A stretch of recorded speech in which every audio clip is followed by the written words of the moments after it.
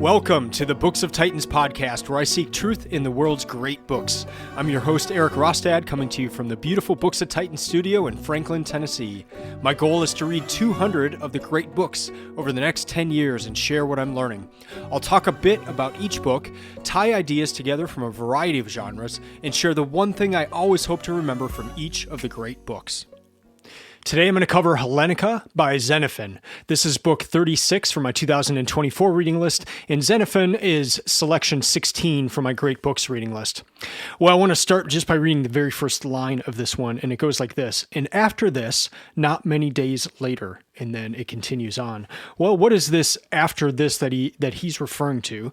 He's referring to Thucydides, and I think this is so cool. I mean, this is 2,000 plus years ago, and you've got two works of history that are going right from one another. So if you listen to the episode I did about Thucydides, he abruptly closes off in the midst of the Peloponnesian War in 411 BC.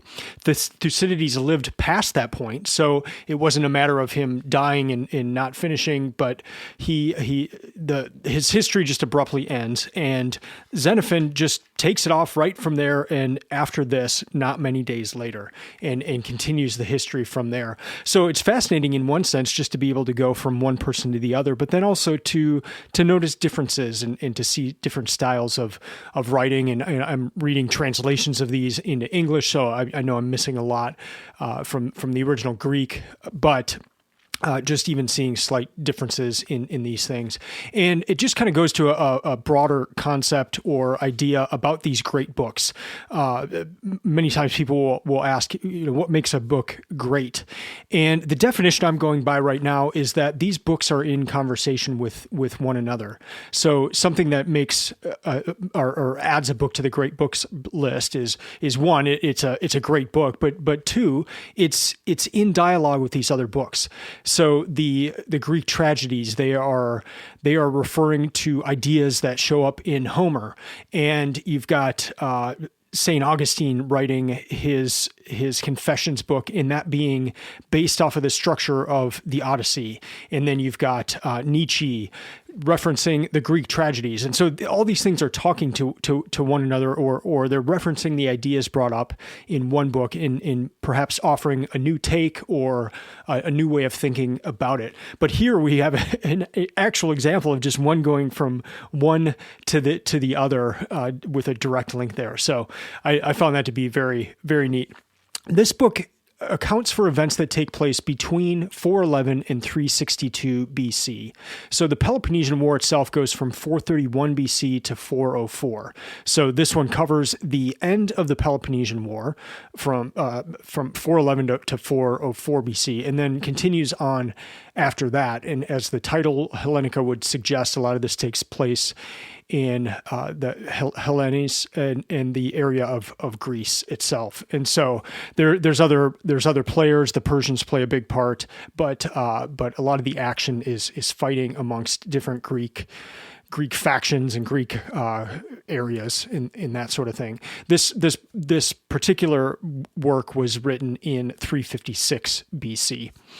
Xenophon was born around 430 BC, and he joined the forces of Cyrus, and he was exiled by Athens.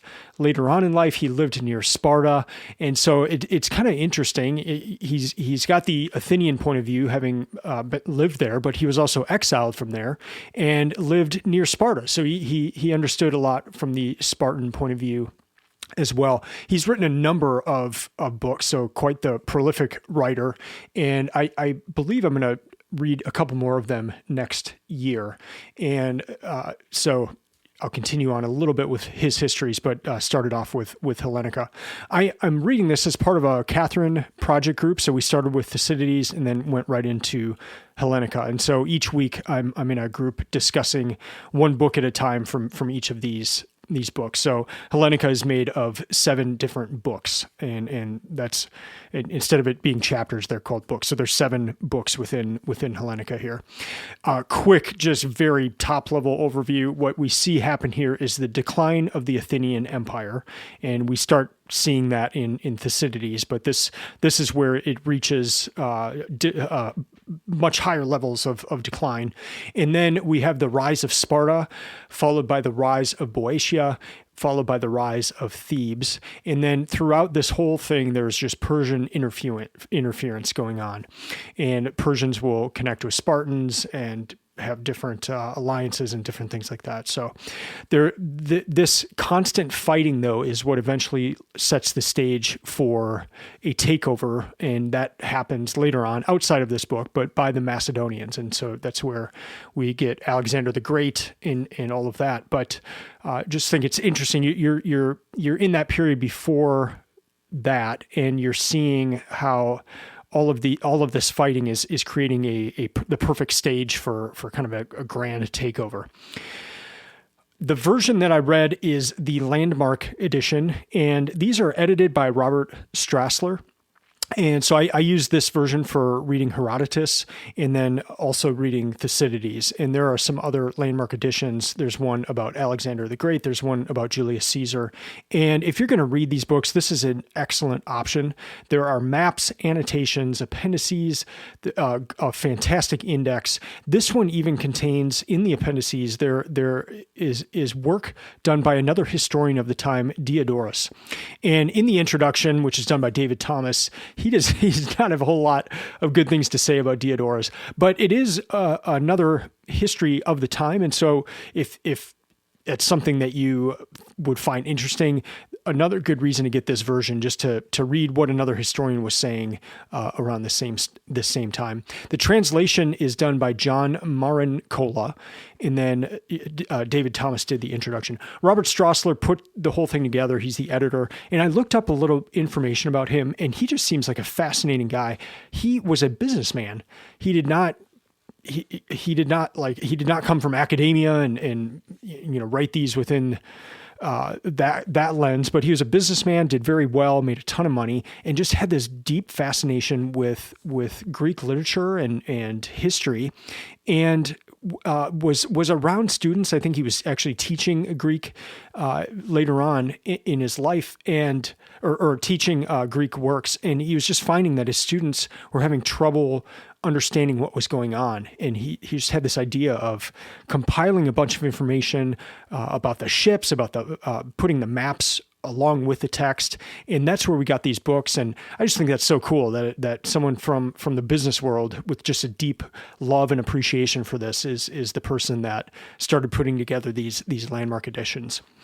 As for reading stats, I read this between November 15th and 30th, and it took me 16 and a half hours total to get through it. So that I averaged about 27 pages per day. For initial thoughts, I found this to be much more readable than Thucydides. I had a lot of trouble with Thucydides. Just in general, these books are kind of difficult for me because there are so many names, so many locations, so many battles, and it's overwhelming.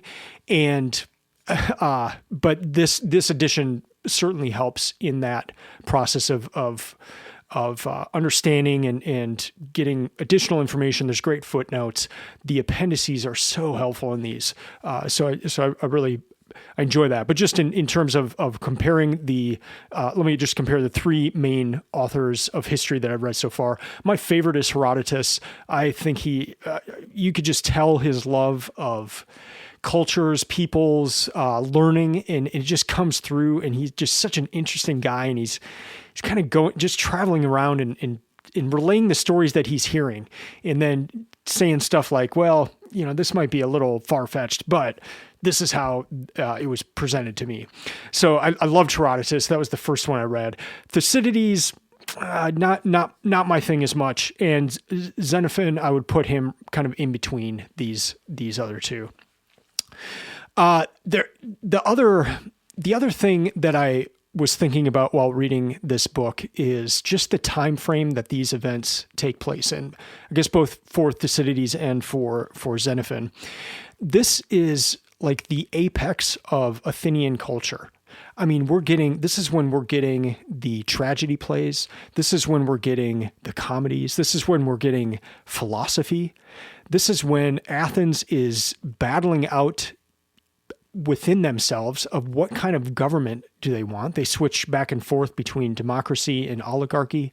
So these things are being discussed, they're being fought over, and you miss a lot of that in these books, and just in the sense of like, Xenophon's not telling you what Euripides is writing during this time, but Euripides is writing, and he's writing plays that are referencing what's going on in history. And so I guess that's just one thing, and it was not the purview of this book to get into that kind of thing, but I just found myself wanting to know those things as I was reading this history of like, oh, what's Euripides doing at this point? Or what's Socrates doing? Or what's Plato doing? What's Aristotle doing? What are they writing? Is any of it based on what's happening around them in history and in what I'm reading here? So I know in the other works, as I'm reading those, I'll have a better scope just of time frame now. And so when I see, okay, Euripides wrote this tragedy play in 404 BC, I know what's going on with the Athenian government. I know what's going on with history. So maybe there's a book out there that kind of just compiles all those things into one place of talking about what's being written, composed, as well as the history that's happening at that time. For the remainder of this episode, I'm going to cover just a few other segments here. I'll have one covering some of the things that stuck out to me or some of my favorite things from this work. And then in segment 3, I'll cover the one thing, my main takeaway from Xenophon's Hellenika.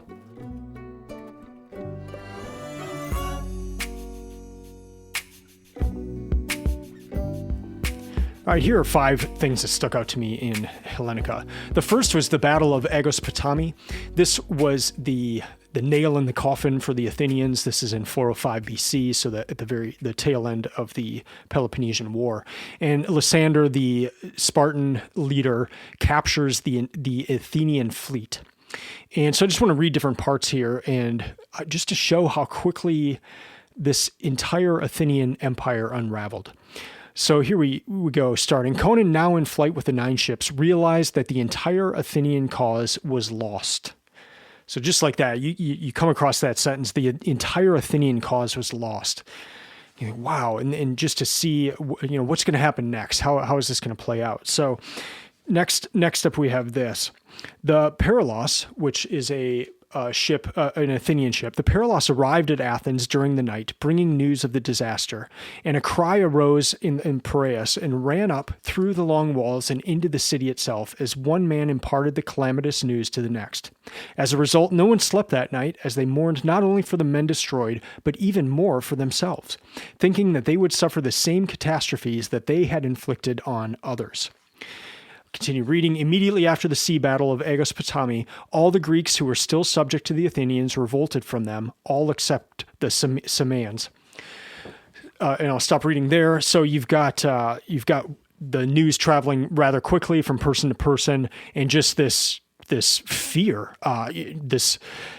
Perhaps they were living in safety the day before, and now all of a sudden the Athenian fleet is gone. They're now at risk. It's not just the Athenians got defeated in this sea battle way over there, but now the war is coming home. The war is coming to them, and they're afraid, and they're thinking of what they have done to other civilizations, and is that going to be paid back to them? And then also that second part I read of just the empire itself unraveling, the Greeks rebelling, the revolting, and just you just see this all unraveling so quickly, like just in a flash. And so it's really interesting to read that. The Athenians, now besieged by land and sea, were at a loss about what to do, for they had no ships, allies, or grain. So things not looking well for the Athenians, and it just keeps getting worse and worse. We go a few pages forward, and all of a sudden, we read this. At this point, the war was over, having lasted 28 and a half years. And so just like that, 404 BC now, the war is over. The Peloponnesian War is over. And you've read about that. You've read about the whole thing in Thucydides. You read about the tail end of it here in Xenophon. And then all of a sudden, it is over. That leads to the Rule of 30 in Athens, which is a reign of terror, and it's a group of oligarchs. And I want to read different parts of this because it's so striking what happens. And this is in the immediate, this is like a page after the war being over. And this is the immediate aftermath in Athens. At Athens, the 30 were chosen as soon as the long walls and the walls of Piraeus had been destroyed. Although they were charged with writing up the laws according to which the city would be governed, they continually postponed writing the laws down and publishing them for all to see. Instead, they established a council and other offices in an arbitrary manner as it seemed best to them. Later on, it says this, but then the 30 began to scheme about what steps they might take that would permit them to run the city however they liked. And then later on, the 30 were no longer arrested only the wicked and those of little worth. Instead, they now seized those whom they considered least likely to accept being pushed aside and kept out of public life. So you see things unraveling here very quickly in the form of government. So they're shifting to these 30 who are ruling, and they're tasked with creating a set of laws that will establish order, and they postpone it. And some key words in that sentence is that they established a council instead, and then they ruled in an arbitrary manner. So it's interesting to look at. In the absence of law, there's going to be rule in an arbitrary manner. And you see the ramifications for that.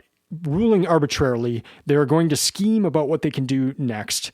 And then they are going to not just arrest troublemakers, but they're going to arrest people that might be against what they're doing.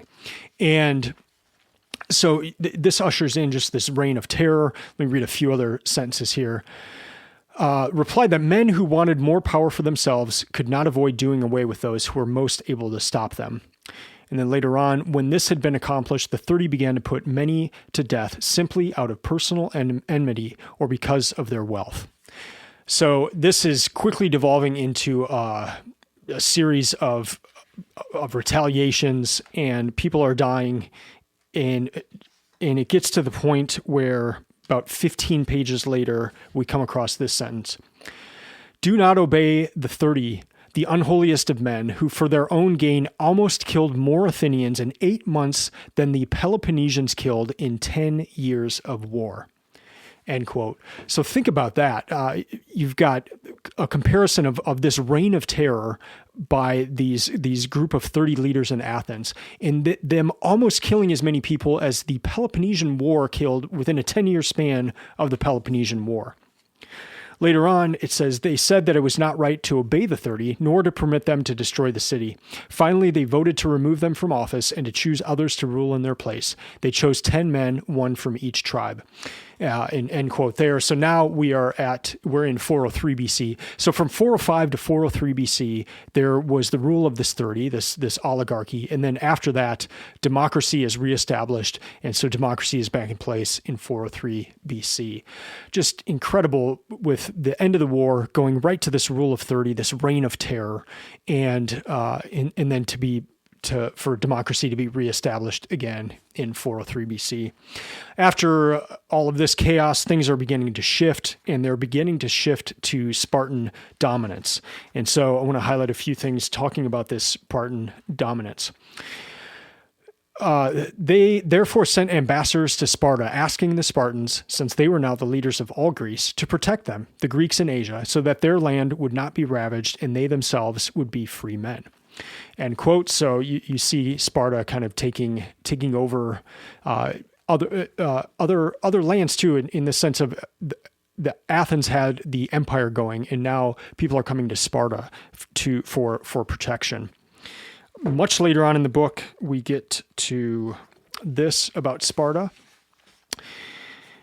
And here we go. Matters had now come to a point that was very favorable for the Spartans. The Thebans and the rest of the Boeotians were now wholly under Spartan control. The Corinthians had become completely reliable. The Argives had been humbled, since their claims to the sacred months were no longer useful to them.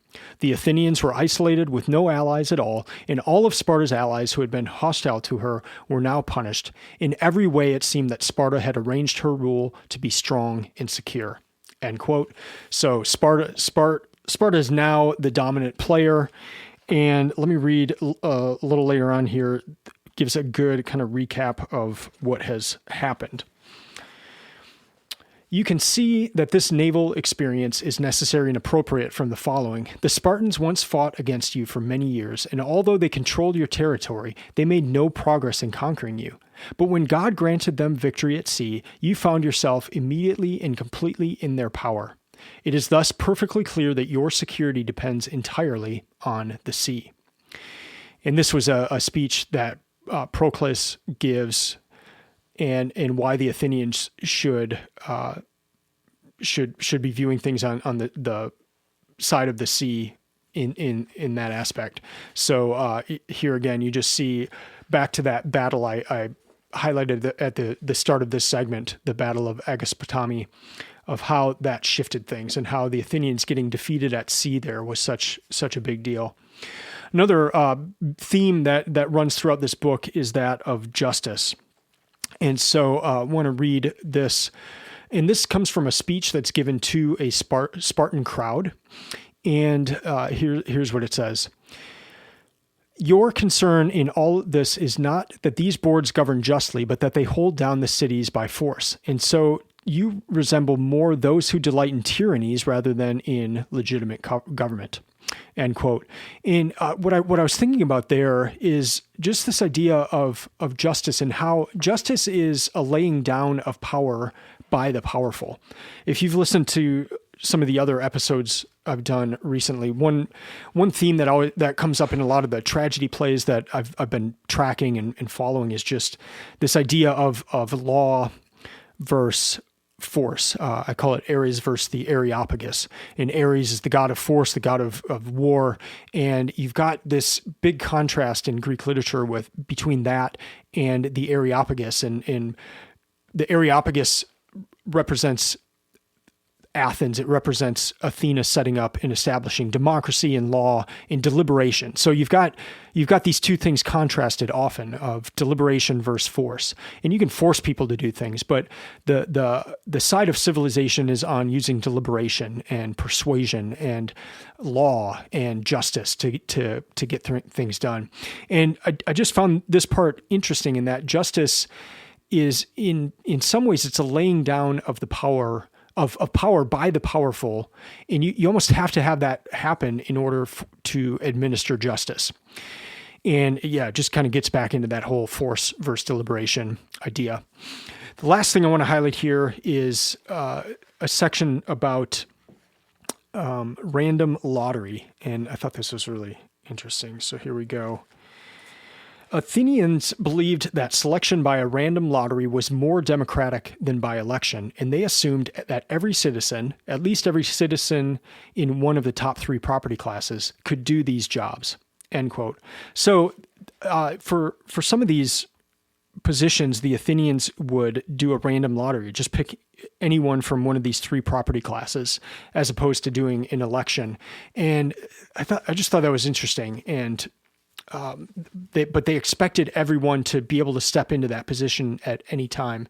And just think to today's time, like, would we believe that? Like, if there's just a random lottery for who is the governor or who is the mayor of the town that we live in, would we accept that? Or do we like the idea better of being able to vote for them?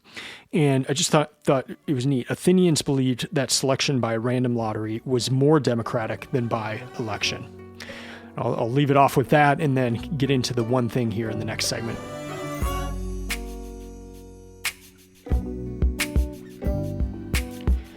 My one thing in these types of works is just the thing I'm still thinking about, or the idea that had the biggest impact as I was going through the book. And so for this one, it is the idea of reputation and how that matters. Reputation and tradition, and how that comes into play in battle and in deliberation. And so I want to read a paragraph here, talk about it a little bit, and then also read just another small part later on this idea. So here's the part, and this is Proclus speaking to the Athenians about about helping out the Spartans. So here we go. There is a fine account told of your ancestors that they did not allow those Argives who had died at the Cadmea to remain unburied. Well, it would be a much finer accomplishment for you to prevent the Spartans here while they are still alive from being outraged and destroyed. And there is another noble deed told of your ancestors, that they restrained the violence of Eurystheus and preserved the son of Heracles. Would it not now be a finer deed if you preserved not just the founders of Sparta, but the entire city of Sparta? It would, in fact, be the most splendid of deeds if you were to bring assistance to these Spartans, who once saved you with a vote that brought them no danger, by taking up arms and undergoing dangers for their sake now. End quote. And so you have these references to past actions, actions by the ancestors. And what's neat is you see this happen a lot in Homer, where there's almost a shaming of comparing the current generation to ancestors, and like, they could do that, they could walk both ways uphill in the snow, and look at you pansies, and that would like get people revved up for battles and that sort of thing. But here you almost have the opposite of a calling back to the great deeds of ancestors. And one is comes from mythology, where Eurystheus preserved the son of Heracles, or at least we see these in mythological stories. And the sons of Heracles were the founders of the city of Sparta. And so the Athenians had helped the sons of Heracles. And we hear that story in the Euripides play about the children of Heracles. But he's referencing these things, whether it's mythology or things that happened in the past, and using that to spur on to do the right thing now. And so I just loved that this calling back to the deeds of old, the deeds of the ancestors, and how important those things were, the actions of previous groups. And you see this a lot too, just when the Athenians had battled the Persians in the Persian War that was covered in Herodotus. And in Thucydides, you see that referenced all the time of like, the Athenians, they deserve to be empire builders, or they are the ones, because look at what they did to the Persians, and they fought on our behalf, and they did these great deeds. And you have a callback to the Spartans at Thermopylae, and always like looking back at these ancestors and these great deeds. And I loved that. And but just showing how important reputation was and living up to that reputation. So the last thing I want to read here is along those lines. And this one's about the Athenian cavalry. So here we go. Who could fail to admire their bravery? For though they saw that the enemy coming against them were numerous, and though the cavalry had already suffered misfortune in Corinth, they gave no thought to this, nor to the fact that they were about to fight Thebans and Thessalonians, men who had the highest reputation for horsemanship. Instead, they felt a sense of shame at the thought of being on the spot but failing to assist their allies. So as soon as they caught sight of the enemy, they charged them, feeling a deep desire to win back their ancestral reputation. End quote. So here, even in the heat of battle, in the midst of battle, they're thinking about this ancestral reputation. And they want to win that back. They've lost it. They want to win it back. So I love that idea. And these deeds matter. The way a battle is done, the courage of the men, it all matters. The tradition of these places matter, and what the civilization has done in the past matters. Even if that is going back into the realm of mythology, it's this is the stock that we come from. We must maintain this. We must do deeds that are worthy of this tradition, of this reputation.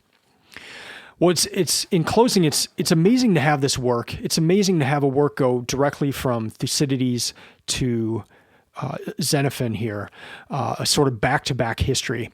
And then just to think that this was the backdrop, the history being recounted here. This is the backdrop for some of the world's greatest theater, philosophy, and ideas of government.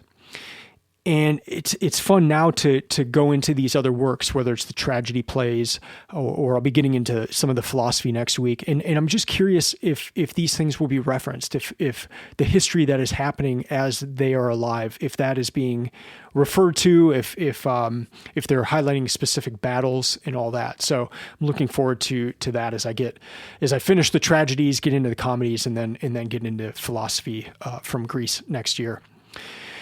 So I can't wait to get back into the tragedies, and I'll be doing that around March of next year.